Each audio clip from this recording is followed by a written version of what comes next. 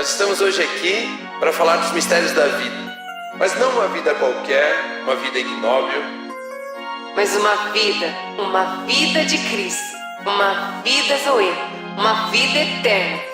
Vida baseada na obra do nosso Senhor Jesus Cristo, que é como a luz da alvorada, que brilha cada vez mais até ser dia perfeito. Are you ready? E a gente quer conversar a respeito de relacionamentos saudáveis, do que a palavra de Deus nos diz. Não a respeito do que seu pai falou quando você era pequenininha, ou quando você veio do interior, ou que você tem a impressão de que é bom ou não.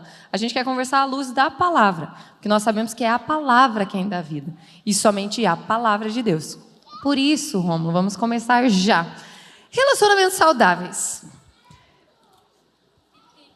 Eu ia te perguntar se você tem relacionamentos saudáveis, mas eu vivo ao seu lado um relacionamento saudável, tô né? num Então processo, eu tô num processo.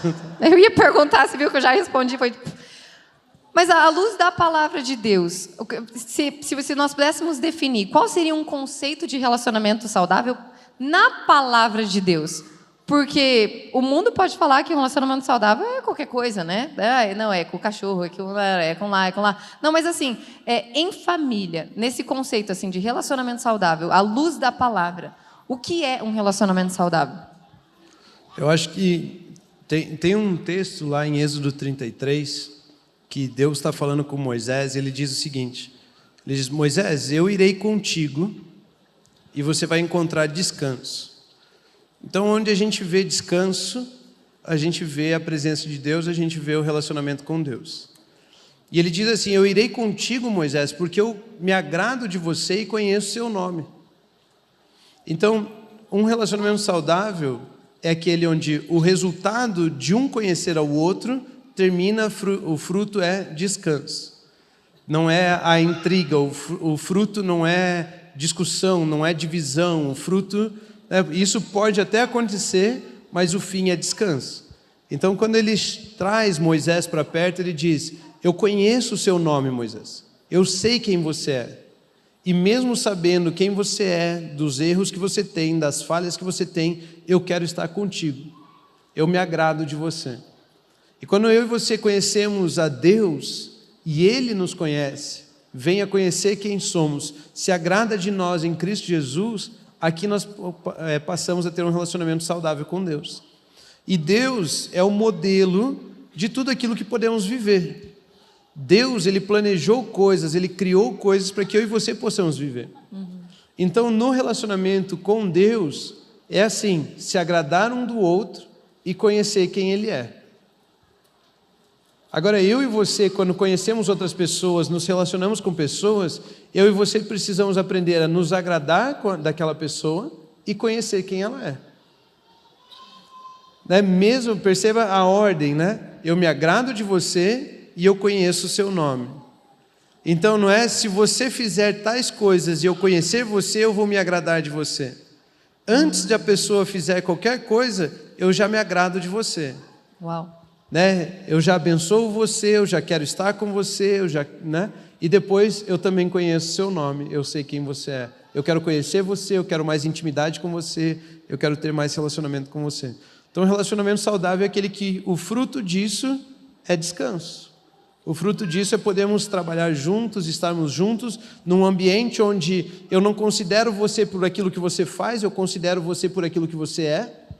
E também eu conheço e tenho mais intimidade todos os dias com você. Isso é um relacionamento saudável, isso é um relacionamento onde a gente pode crescer nesse relacionamento, porque todo relacionamento que começa por aquilo que uma pessoa faz pela outra, o relacionamento não está baseado por eu me agradar de você, está baseado em eu gostar daquilo que você faz. Uau. E a partir do momento em que você deixa de fazer aquilo que você fazia, eu não gosto mais de você.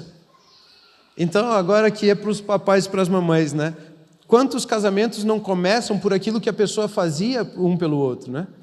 Eu me casei com a sua mamãe porque ela, com a mamãe porque ela sempre foi muito generosa e ela fazia isso, isso, isso. Ele me levava flores. Mas agora ele não faz mais, ela não faz mais. E aí eu não sei se a gente está junto, eu não sei se... E estraga o relacionamento, por quê? Porque acho que relacionamento é gostar do que as pessoas fazem. e não entender que nós temos que nos agradar daquilo que elas são. Então eu me caso com a Luísa porque eu sei quem ela é e não por aquilo que ela faz para mim. Se ela deixar de fazer um dia, tanto faz. Se ela mudar o estilo de roupa que ela usa, se ela mudar o estilo de comida que ela faz, se ela parar de fazer comida, se ela parar de... tanto faz, porque eu conheço a Luísa, né? Eu me relaciono, eu me agrado dela e não daquilo que ela faz. E esse é o modelinho que Deus trabalha, assim, e é bem interessante. E Deus, então, Ele estende o modelo, o padrão de vida dele, dando a possibilidade para que eu e você também possamos viver isso. Deus sempre permite que a gente viva aquilo que Ele vive. Então eu acho que essa seria uma boa definição de relacionamentos saudáveis, né? Já que você começou o interrogatório aqui, fazendo perguntas, né? Então eu acho que a gente precisa acreditar nesse modelo de Deus a respeito de relacionamentos saudáveis. E dentro disso, então, entra vários outros assuntos, né? Por exemplo, como que eu posso resolver um conflito? Já que eu me agrado da pessoa e ela está me incomodando, como que eu posso resolver esse conflito, né? Como que eu posso corrigir os meus filhos? Às vezes eu corrijo e eu percebi que por corrigir de formas muito severas ou ser muito expansivo, ser muito explosivo, hoje os meus filhos nem confiam em mim a ponto de se abrirem comigo, né? Algumas famílias passam por isso. Os filhos não confiam nos pais para falar por aquilo que estão passando. Então ele chega em casa, fica quieto, não fala, pai, mãe, estou sofrendo isso, estou passando por isso, porque sempre o pai vai repreender, sempre o pai vai falar, você está errado, sempre o pai vai falar, você não presta, sempre o pai vai falar alguma coisa assim, vai lançar uma palavra que fez com que aquela criança se prendesse, se fechasse, né? E como que é o modelo de Deus de correção? Como que Deus trabalha com isso? São assuntos interessantes de conversar. Como que você acha que é, Luiz?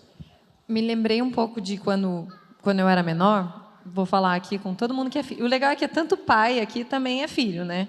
Independente se os pais estão vivos ou não, todo mundo aqui é filho. Mas me lembrei de algumas vezes que aconteceram algumas coisas na minha vida. Eu sempre tive a mania de estudar muito. Eu gostava de estudar. E meus pais pediam para eu tirar 10. Mas eu lembro da primeira vez, eu tirava sempre 90 para cima, assim, até a 8ª série, 90 para cima, 90 para cima. E eu lembro o dia que eu tirei, tipo, sei lá, acho que 75, assim. E dentro de mim foi um... Deus. Meu Deus, você já tirou 75? Já chegou lá um dia? Aquela. Só na prova final. Só na prova final. Brincadeira, gente, CDF. Enfim, fala esse... Não, né? Desculpa. Nerds. Vamos lá, pessoal. Eu lembro que quando eu tirei 75, eu fiquei... A palavra que eu vou falar para vocês é medo. Porque eu falei assim, eu lembro dos meus pais falando assim, você tem que estudar e ir bem, e tirar nota máxima. Quando eu tirei 75, algo dentro de mim despertou algo assim de... Eu não quero falar para os meus pais. Porque eu não alcancei, eu não cheguei no patamar que eles me pediram. Foi a única coisa que eles me pediram. E eu não alcancei. E dentro de mim gerou a palavra certa, é medo. Então, assim, adolescentes, juniores, né? Talvez tenha algum pai aqui também, né? Não precisa levantar a mão, mas será que já existiu em você, em algum momento, assim, eu queria contar alguma coisa para o meu pai e para minha mãe? Na verdade, eu preciso abrir alguma coisa para o meu pai e para minha mãe, mas eu não quero abrir porque eu tenho medo de como ele vai reagir. Eu tenho medo daquilo que ele vai me falar. Eu tenho medo de como ele pode chegar. E às vezes é o medo de decepcionar também o pai. Medo de decepcionar, medo de frustrar. Medo do pai olhar e falar assim, né? Medo, porque você não sabe, né? A gente como filho não sabe do que está acontecendo do lado de lá. E eu lembro nessa situação toda que eu fiquei, né? Pensando naquilo. E passou um tempo, eu não me lembro se eu já era cristã ou não, mas como eu estudava em colégio católico, tudo, eu sempre tinha... aquelas minhas rezas, aquelas coisas, e eu falava assim, Jesus, eu preciso falar, não tem como eu esconder. E eu lembro que eu cheguei para o meu pai e para minha mãe e falei, pai, mãe, eu preciso falar uma coisa para vocês. Eu tirei uma nota um pouco baixa, não tão alta como as outras, né? E desculpa. E eu cheguei assim, e marcou a minha vida, porque eles me olharam, e assim, eu cheguei toda... Sabe quando você, tipo, programa... Você vai, tipo, você chega em casa e fala, oi pai, oi mãe, tudo bem? Você vai, tipo, sendo a melhor aluna, né? A melhor filha do universo para preparar aquele momento. Vai lavar a louça, seca a louça, guarda a louça. Tipo, tudo bônus, assim. E eu lembro que a reação da minha mãe, ela falou, nossa, filha, era isso? Né? Porque foi todo um momento, ela falou, filha, a gente ama você. Meu pai soltou, né? Podia ter tirado 10. Né, pai? E eu, né, mas ele falou, mas filha, a gente ama você, né? Não tenha medo em abrir, que não seja isso que impeça você, que traga algo em você, assim, de meu Deus, meu pai e minha mãe, eu não sei a reação que eles vão ter. E a palavra de Deus diz, se a gente for ler 1 João 4,18, diz o seguinte, no amor não há medo, ao contrário, o perfeito amor expulsa o medo, porque o medo supõe castigo. Aquele que tem medo não está aperfeiçoado no amor. O medo supõe castigo. A pessoa, eu lembro, nunca me esqueço, faz anos que você não prega essa mensagem, podia pregar de novo. Fé é a certeza das coisas que não se veem. E medo é a certeza que o diabo coloca no nosso coração de algo que nem aconteceu, como se aquilo fosse acontecer. Então a pessoa, o adolescente, o ser humano começa a viver uma vida de medo, de, meu Deus, eu não posso, eu não vou, meu Deus, alguma coisa vai acontecer. E no fim nada daquilo aconteceu. Mas dentro daquela pessoa, aquilo é uma realidade. E ela vive uma vida de medo. Mas a palavra de Deus diz que o perfeito amor lança fora todo medo. Aquele que vive em medo não está aperfeiçoado no amor. Quem é amor? Deus é amor. Existe uma vida plena, abundante, de paz, de amor, que você pode usufruir com seus pais. Pais, existem uma vida de amor que vocês podem usufruir com seus filhos. Que possamos ser ambos, né, tanto os pais quanto os filhos, aperfeiçoados no amor, sabe, buscar a sabedoria do alto, em sim como falar, em como agir, mas que possamos estar conectados nele, para que possamos frutificar através das nossas atitudes aqui.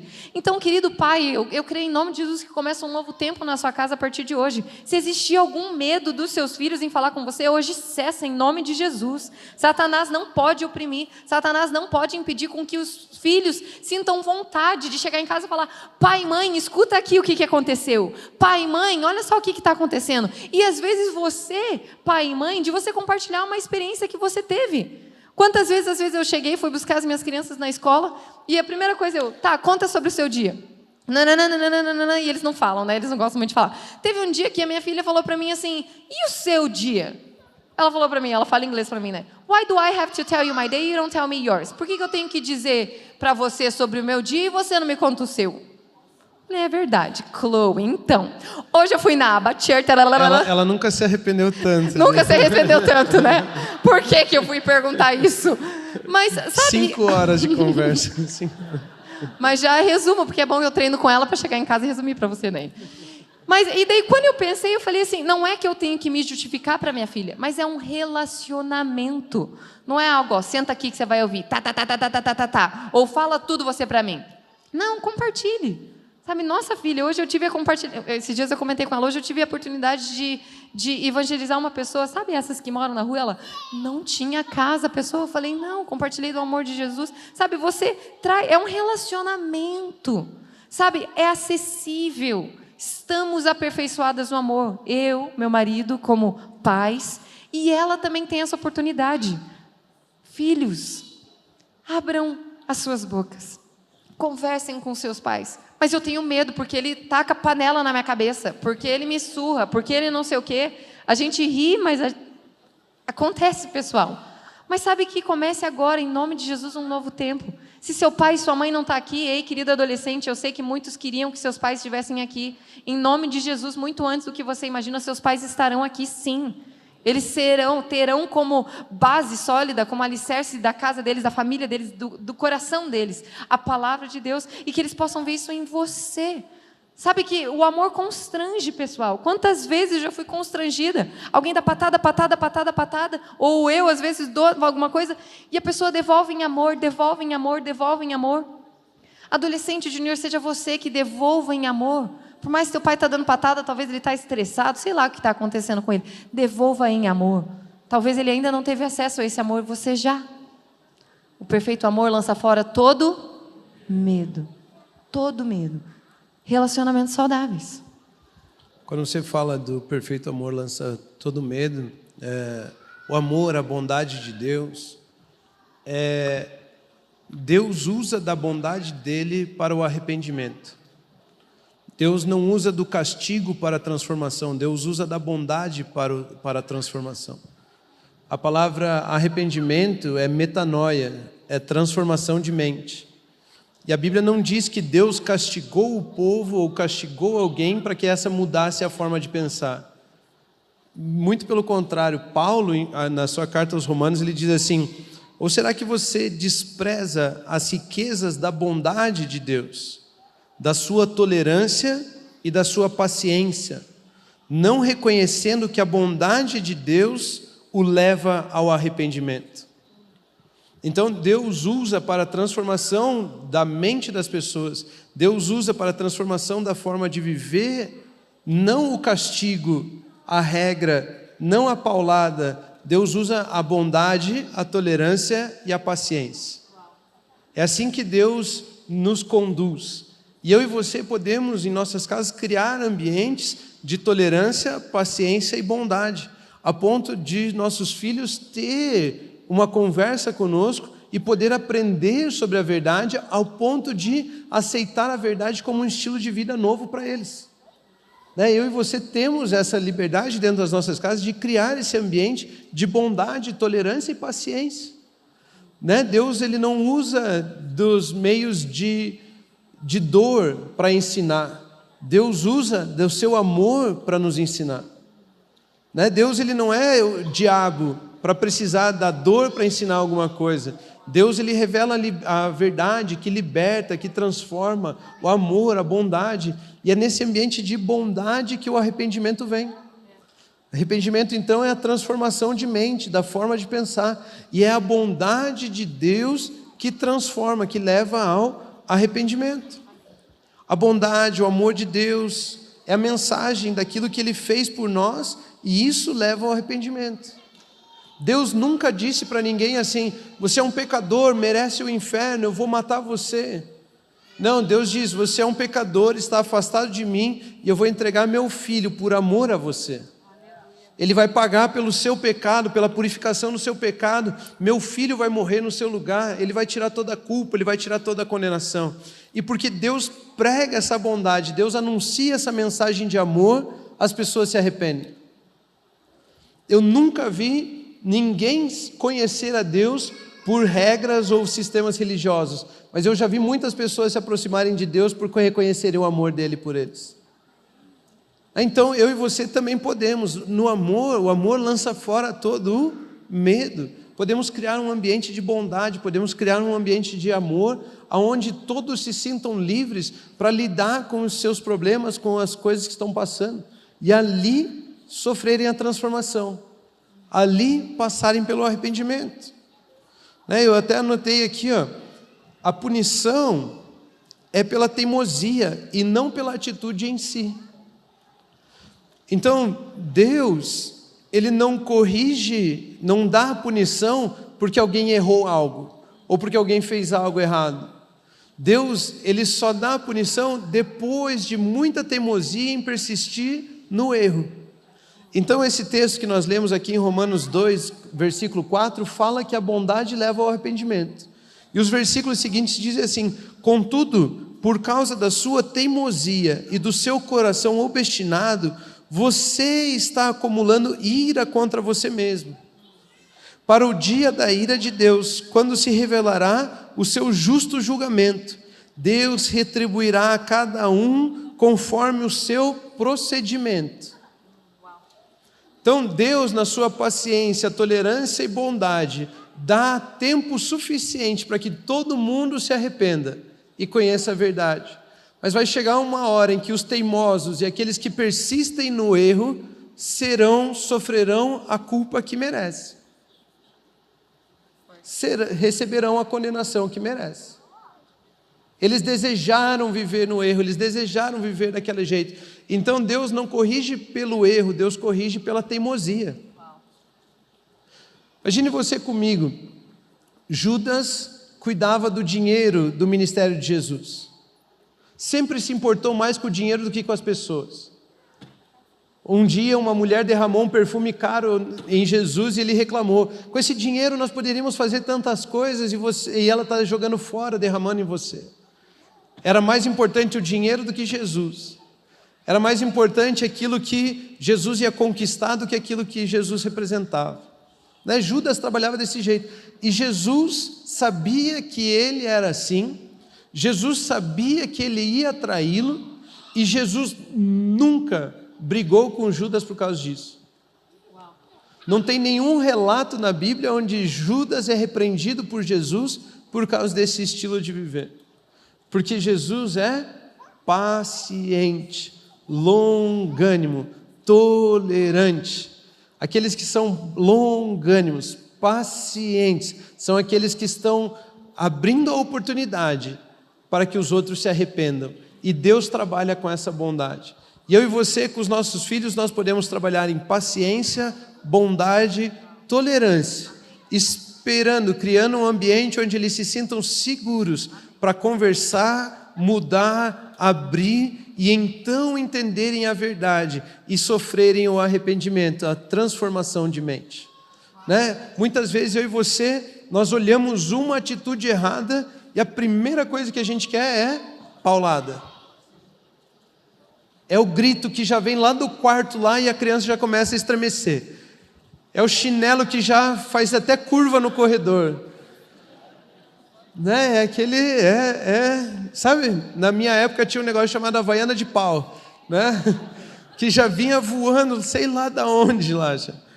Mas não, eu e você precisamos aprender com Deus sobre relacionamentos saudáveis e na educação dos nossos filhos, a bondade de Deus leva ao arrependimento. E eu e você podemos agir com bondade a ponto da pessoa poder ser transformada, poder ser mudada. Então ele trabalhou, Jesus trabalhou com Judas e nunca o repreendeu. Né? Porque estava levando ao arrependimento. Né? Deixando a oportunidade da pessoa se arrepender. Porque ali onde há arrependimento, há aprendizado, há crescimento. Aonde as pessoas precisam mudar por causa de uma regra, de uma bronca, não tem arrependimento, não tem mudança. Só tem um comportamento encapado, só tem uma máscara. Né? É um lugar onde ninguém mudou. A gente aprendeu um monte de regrinha e vive assim. Né? Essa é a diferença de um relacionamento com Jesus e religião. Na religião eles colocam um monte de regrinha, você que siga isso. Mas o seu interior nunca mudou. A sua mentalidade nunca mudou. Mas quando você conhece Jesus, Ele é tão bom, Ele é tão amoroso, que aquelas verdades que Ele prega, aquilo começa a fazer parte de você. E você muda de dentro para fora e não de fora para dentro. Né? Então nós não temos uma religião. Nós temos um relacionamento com Jesus Cristo. Né? Um relacionamento saudável com Jesus Cristo. Amém. E isso vale também para irmãos, né? Enquanto você estava falando ali, eu tenho uma irmã só, glória a Deus pela vida dela, né? Amém. Quem é que tem irmão? Levanta a mão. É uma bênção, né? É uma bênção, né? Aqui, ó. Oh, é assim. Hello, sister, se você está me assistindo, eu te amo. Mas assim, não, vamos e convenhamos, não é fácil, né, Rômulo? Muitas vezes, né? Porque, beleza, recebi uma orientação do pai, da mãe, né? E tem aquele momento que tem uma pessoa que está do seu lado, que quando a gente crescia até então, eu falava, nossa, né? Tipo, Deus, eu não pedi para conviver com essa pessoa, eu preciso conviver com essa pessoa, eu preciso dividir o quarto com essa pessoa, eu preciso compartilhar a roupa com essa pessoa, eu preciso fazer tudo com essa pessoa. E depois de um tempo, o Espírito Santo falou assim, nossa, é um treinamento, né? Tipo, literalmente, para você depois, Luísa, poder amar, servir pessoas, né? Porque um irmão é uma pessoa que te vê em todos os momentos, até quando você não quer ver, né? E é bem isso, ser paciente, bondoso. Tem alguém que recebe isso, amém? Ninguém briga aqui, tem pais. Levanta a mão se seus filhos realmente, assim, ó, não, Luísa, graças a Deus, eles estão assim, ó, faz 5 anos que eles não brigam. Levanta a mão. Aleluia, faz 5 anos que seus filhos não brigam. Aleluia, pessoal, uma salva de palmas. Aleluia. Aleluia, a sua faz 6. 15 anos que não brigam, aleluia. A cara dos dois do lado ali. Amém, receba. Receba, filha única. Não, porque a gente precisa realmente viver isso também ali. Porque eles estão na nossa casa, né? A não ser que cada filho mora numa casa, o que eu duvido, né? Mas precisamos usufruir disso também, com irmãos. Rômulo, conta pra mim como que era seu irmão. Meu irmão é uma benção, meu irmão tá aí. Seu irmão tá aí? E você? Tá aí. Conta então o relacionamento saudável que vocês tinham. Meu irmão vai pregar no retiro de adolescentes lá. Ele vai fazer a parte 2 da Mas mensagem. lá em casa sempre foi muito tranquilo. A gente é perto, a idade, cresceu junto, sempre foi uma benção. Você é muito paciente, eu sou muito tranquilo, nunca brigo com ninguém. Amém? Eram os outros que sempre brigavam comigo. Ai, coitadinho. Mas sempre foi muito bom. E quando eu falo assim em relacionamentos de irmãos, tem uma história na Bíblia que é de Jacó e Esaú. E Jacó e Esaú, desde o comecinho, sempre teve treta ali, sempre foi um negocinho difícil. Então Esaú nasceu, era o mais velho, Jacó veio depois, mas eram gêmeos, nasceram, né, no mesmo dia lá. Só que o Esaú era mais velho. Esaú nasceu fortão, peludo, né, era um homem de caça, e Jacó ficava com a mãe, né, era um menininho mais magrinho, miudinho, era diferente os dois. Um dia Esaú volta da caça com fome e pede para Jacó um prato de comida, porque ele ficava com a mãe, então ele cozinhava muito, fazia boas comidas, e aí ele pede um prato de comida para Jacó. Jacó fala, eu te dou o prato se você me vender o seu direito de primogenitura, para você ver como era bom o relacionamento deles, né? E aí eles fazem essa troca. Aí Esaú já fica bravo por causa disso. Depois, Isaac, que era o pai deles, foi abençoar, falou assim, Esaú, você é mais velho, eu vou te abençoar, né? E Jacó escuta isso, a mãe dele escuta isso, e eles fazem toda uma armadilha lá, e ele rouba a bênção do irmão mais velho, né? Não sei qual que é, né? Mas ele rouba a bênção do irmão mais velho. E aí o irmão mais velho dele fica bravo com ele, e ele fala assim, já não bastava pegar meu direito de primogenitura, e agora roubou a minha bênção, né? E eles começam ali, então tem uma briga ali entre os irmãos. E tem um versículo que me chama muita atenção ali na narrativa dessa história, que é Gênesis capítulo 27, versículo 42, diz assim, ó, quando contaram a Rebeca, que era a mãe dos dois, o que seu filho Esaú dissera, ela mandou chamar Jacó, seu filho mais novo, e lhe disse, Esaú está se consolando com a ideia de matá-lo. Então, Esaú estava se consolando com a ideia de matar Jacó. Forte, né? Ele estava tão irritado, tão irado, tão com a ideia de se vingar, que o que consolava as emoções de ira dele, o que tentava apaziguar isso era, eu vou ter paz quando eu ver meu irmão morto. Então ele estava se consolando com a ideia de matar, né, Jacó. Eu sei que falar assim, matar o irmão, né, parece drástico. Mas quando vocês já viram a seguinte cena, as crianças pequenininhas, de repente o irmãozinho mais velho, ou um dos irmãozinhos, vem e tira o brinquedo que o irmãozinho mais novo estava brincando. Alguém já viu essa cena? Ele tira o brinquedinho. O que o mais novo faz? Ele levanta, ele dá uma rodeada, de repente você vê, ele fecha o olhinho, morde o beiço, assim, a boquinha, e de repente o que tiver na mão voa, de repente a mordida vem, de repente o tapa vem. Quantos de vocês já presenciaram uma cena assim? Hoje, inclusive. Aquele momento... Ontem também. Aquele momento ali, ele estava se consolando com a ideia de vingança. Se eu tacar esse brinquedo, aí eu vou me vingar do irmãozinho. Se eu morder, aí eu vou me vingar. É a mesma coisa, se consolando com a ideia de vingança. Uau. E esse texto me chama a atenção, porque muitas vezes aquilo que aconteceu podia ter sido resolvido de uma forma tão simples. Então você tem um irmão, você tem uma irmã, você podia ter resolvido aquilo de uma forma tão simples. Uma conversa, né? O pai podia ter chegado ali e falado, se abracem, coloca a camisa da paz, né? Mas, na verdade, estão falando para não pôr, né? Mas, na verdade, ele estava se consolando com a ideia de matá-lo. Né? Isso cria em nós. Essas ideias são imagens colocadas em nossa cabeça de que se eu fizer dessa forma, eu vou resolver meu problema. E Esaú estava pensando, se eu matar meu irmão, eu resolvo meu problema. Se eu brigar com meu irmão, eu resolvo meu problema. Ah, eu era tão feliz quando eu era filho único, agora vocês tiveram esse outro filho aí, mãe e pai. Né? Tem primogênito aí? Né? Eu vivia em paz até aparecer esse outro intruso na família. Né? Reinava? Eu reinava até aparecer esse outro.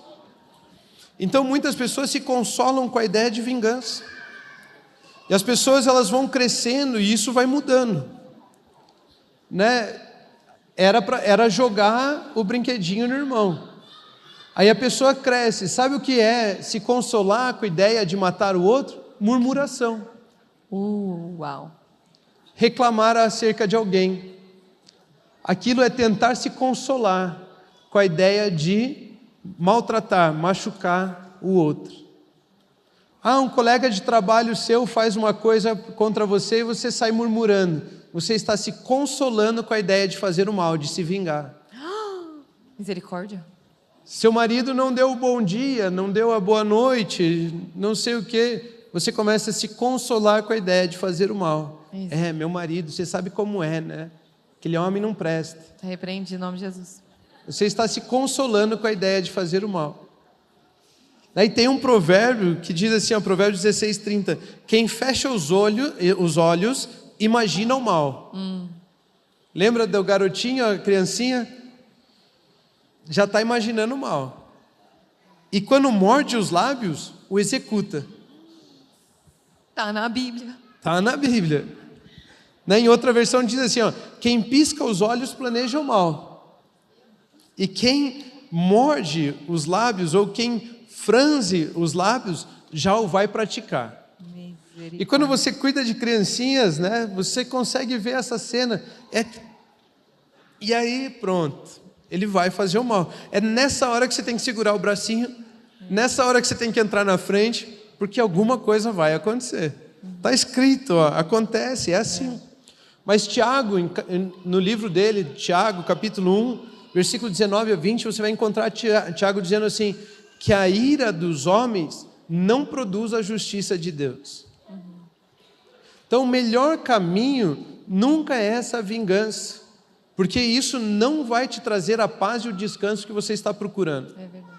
Não vai mesmo. Querer se vingar do irmão, querer se vingar de alguém, não vai trazer a paz e o descanso que você está procurando. Forte. Tiago diz, a ira dos homens não produz a justiça de Deus. Forte. Não produz. Ele diz assim, a ira do homem não produz a justiça de Deus, portanto, livrem-se de toda a impureza moral e da maldade que prevalece e aceitem humildemente a palavra implantada em vocês, a qual é poderosa para salvá-los. O que produz a justiça de Deus em nossas vidas é a palavra de Deus. Amém. Amém. Quando ele diz, se alguém bater numa face, dê a outra, viva isso. Amém. E não tente se vingar. Não se console com a ideia de vingança. Não tente o mal. Não procure o mal. A única forma de se consolar, a única forma de viver esse descanso é recebendo a palavra da verdade. A verdade, só há descanso na verdade. Amém. Quando Jesus estava sendo maltratado, antes de ir ser crucificado, antes de estar na cruz, eles pegaram e deram uma bebida para ele que é vinagre com fel, que é uma bebida amarga. E Jesus se recusou a tomar aquela bebida. Né, eu brinco muito, às vezes, os meninos, né, a gente está num grupinho de jovens e tal, e eles começam a tirar sarro um do outro, e de repente um ali já começa a se consolar com a ideia de fazer o mal, né? Esse cara falou isso para mim, ele vai ver. Aí já faz a piada mais pesada, mais malvada. Aí o outro já retribui. Quando vê, eles estão, a gente brinca, o coração peludo, amargurado, né? Querendo fazer o mal. E aí eu sempre conto essa história aqui. Ó, Jesus, quando colocaram algo amargo na boca dele, ele não engoliu. Ele pôs para fora, ele cuspiu, ele não queria aquilo, ele se recusou a tomar aquela bebida. E eu falo, quando algo amargo acontecer na sua vida, não engula aquilo. Porque a Bíblia fala que a amargura cria até raiz nos nossos corações e é difícil de arrancar sem tirar pedaço. Mas se você já gospe, olha cara, não gostei da brincadeira, olha, não vou participar disso, olha, não me trata assim, olha, não... E você já põe para fora, já libera o perdão, já ali, isso significa que você não deixa essa amargura, não deixa essa coisa amarga entrar dentro de você. Então eu e você como irmãos, em todo relacionamento saudável, não significa que não vai ter o atrito. Pode até ter, mas a diferença está no como você vai se consolar. Você vai se consolar com a ideia de fazer o mal, ou você vai receber a palavra e viver de acordo com ela? Né? Isso é a diferença entre aquilo que vivemos. Nós podemos nos consolar com a palavra da verdade e pararmos ali a briga, a discussão, as indiferenças, porque só a verdade traz descanso, só a verdade traz paz. Né? Quando Jesus diz assim, eu vou para o Pai e eu vou enviar outro Consolador, ele está dizendo, eu sou um Consolador e eu vou deixar também outro Consolador com vocês. Esse Consolador é o Espírito Santo e todos eles testificam da verdade. Jesus é a verdade e o Espírito fala da verdade.